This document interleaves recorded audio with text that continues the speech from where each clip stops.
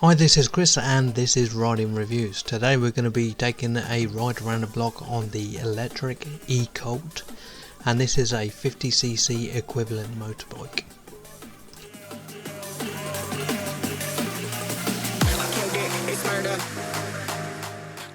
The point of this video is to show you what it would be like to use this bike on a day-to-day basis.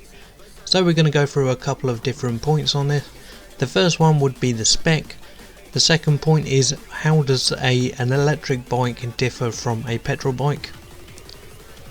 And third, what would it actually be like to use it on a day-to-day basis?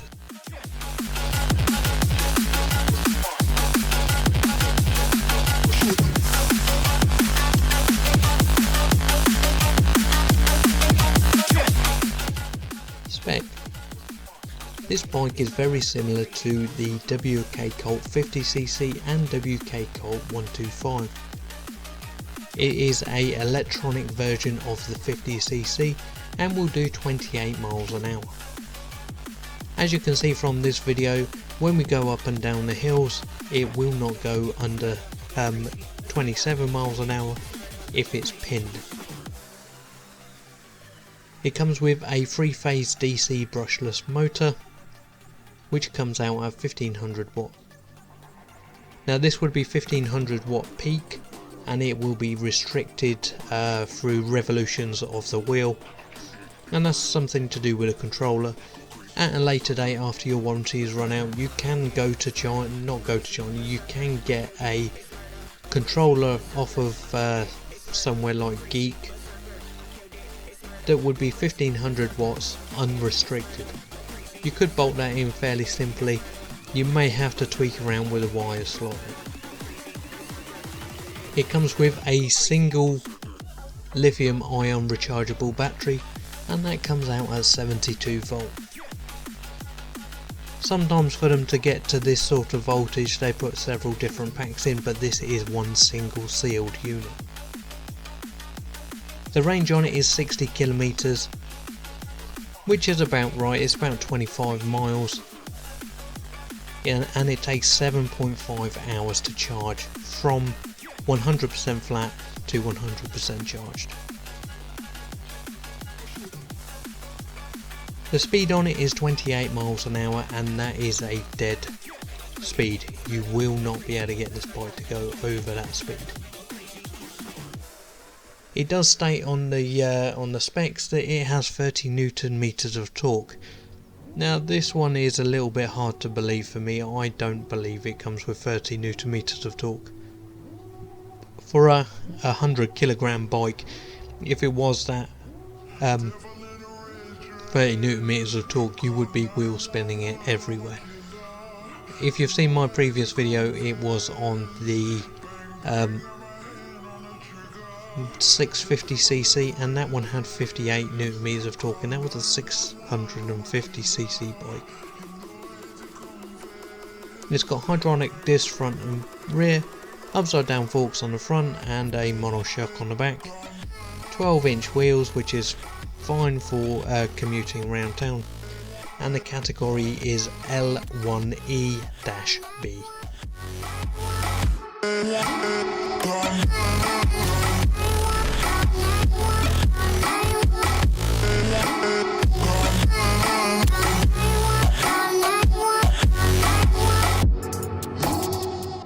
What's the difference between an electric bike and a petrol bike?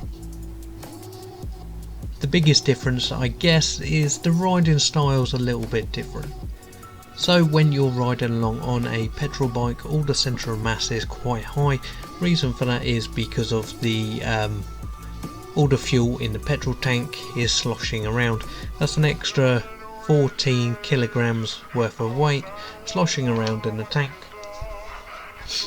In a electric bike, all the weight is usually down low because they want to keep that centre of mass really low. The battery in an electric bike is usually about 10 to 20 kilos, depending on the make and model. The good thing about an electric bike is you never have to buy fuel. The bad thing about an electric bike is you never have to buy fuel. Reason why I'm saying that is if you're riding around and you run out of power, you have to find somewhere to plug it in, and you will have to wait for it to charge to whatever percentage it is that you need to get home. With a petrol bike, you go to the petrol station, you put in some fuel, and there isn't a problem anymore. You can pretty much go about 300 miles. With an electric bike, especially this one, the range is about 25 miles, so you have to think about it a little bit more, and there is such thing as electric bike anxiety. Another good thing about an electric bike is the amount of torque. So this bike will go up and down hills at the minimum of 27 miles an hour in main UK. So I test rode this in Milton Keynes and it kept up 27 miles an hour regardless of what hills I was going up. The bad thing is it's 28 miles an hour restricted. Most 50cc's are either not restricted or they will come in at 32 miles an hour and they can be de-restricted at a later date. You can potentially de-restrict this bike, but then you're getting into the problems of the faster you go, the more power you use, the less amount of time your battery actually lasts. So there's a little bit more to think about when de-restricting an electric bike versus a petrol bike. Another good thing about an electric bike versus a petrol bike is you never have to pay tax. It saves you £20 a year, that's good. To charge this up totally it's going to be about 35 pence. To fill a petrol bike up you're looking at 17. I would say the electric bike is better off suited for a round town sort of journey. If you've got 6 or 7 miles to go to work or school or whatever it is you're doing, go there, come back, you'll get there fine. Or go to work a little bit further, charge it up there, and then come back.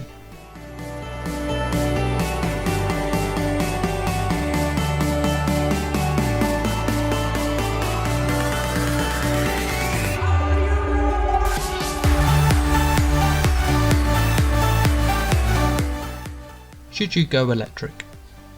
If your commute is 10 miles in say London or in Milton Keynes or any big city, then I would say yes, it probably is a good idea. This would be very good in London because there is no you won't have to pay the emissions charge. You can get into all the ultra low emissions areas without it being too much of an issue, and from what I heard, the centre of London is 20 mile an hour max anyway, and the outskirts are soon to change. In the UK, the law states that by 2040 all vehicles on the road will be electric, and from this point to then quite a lot of the vehicles will be transferring over. The only time that I would say you shouldn't use an electric vehicle is if you are going further than 10 miles, or if you are going on a faster dual carriageway or something like that. They're not really this one in particular isn't suited for that sort of journey. So I hope this has helped you with your choice on buying a new bike, and I hope you would consider the WK E-colt. Comment below if you've got anything to say or if you've got any questions, and I will do my best to answer them. Hit that thumbs up if you like my video, subscribe to my channel and hit the notification bell to stay updated to all my latest content. But as usual, ride safe.